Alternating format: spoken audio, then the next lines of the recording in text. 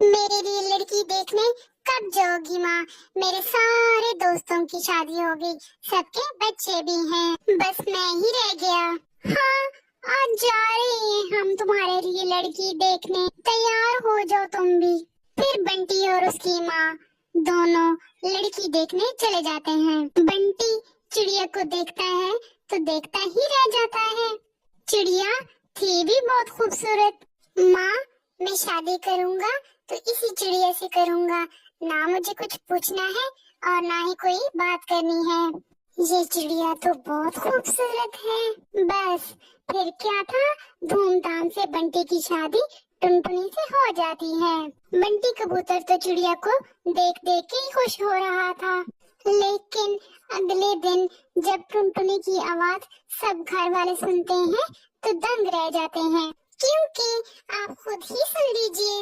अल्ले अल्ले, इतना जल्दी सुबह हो गई, मुझे तो बहुत नींद आ रही है। टुनटुनी, ये कैसे बोल रही हो?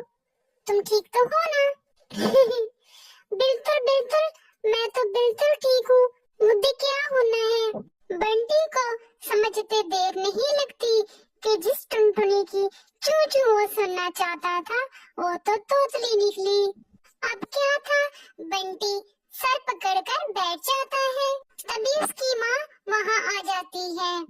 अरे बंटी बेटा, बहू को क्या हुआ? तुम लोग परेशान से लग रहे हो। बंटी कुछ बोलता उससे पहले ही टुनटुनी बोल पड़ती है। अरे थातू माँ, तुथ नहीं हुआ, ये तो बिलावजा ही परेशान हो रहे हैं। अरे ये तो तोतली है, मेरे तो बागे ही फूट पड़े। तुम्हें ही शौक था लड़की की सूरत देखने का, देख ली सूरत, अब करो पूरी जिंदगी बैठ के मेरा सोना मेरा बाबू। अरे माँ, तुम भी मजाक कर रही हो, मैं ऐसे अपने दोस्तों के सामने कैसे लेकर जाऊंगा? बंटी को परेशान देखकर टुनटुनी बोलती है, अरे आप तो परेशान होने की जरूरत नहीं, मैं तो बुला करूंगी आपके दोस्तों के सामने।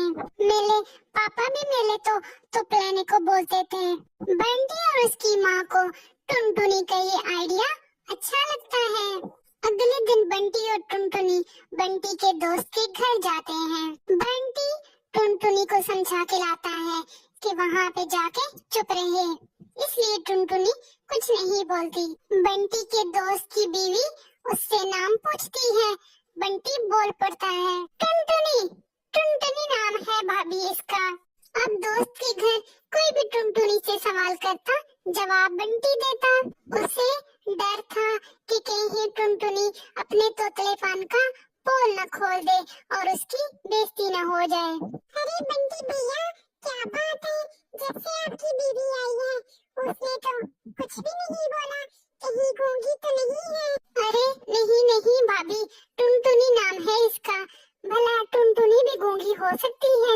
वो तो जरा शर्मीली और कम बोलने वाली है मेरी बीवी। अभी वो ये सब बातें कर ही रहे थे कि टुनटुनी को चूहा दिखाई देता है। अले अले, वो देखो, तुआ। बंटी का मुंह उतर जाता है, सबको पता चल जाता है कि टुनटुनी तोतली है। बंटी भैया, क्या तुम्हारी बीवी तोतली है? हाँ भाभी, क्या बताऊं, शादी से पहले इसकी सुंदरता देखकर ही मुझे पसंद आ गई, कुछ सवाल जवाब की जरूरत ही महसूस नहीं की। मुझे तो शादी के बाद पता चला कि ये तोतली है। तभी दोस्त की बीवी उसे समझाती है, कोई बात नहीं बंटी भैया, अब तोतलेपन का इलाज है। अच्छा भाभी, फिर तो मैं इसे कल ही डॉक्टर के पास लेके जाऊंगा और फिर मेरी टुनटुनी कोयल की तरह बोलेगी। अगले दिन बंटी टुनटुनी को हॉस्पिटल लेके जाता है।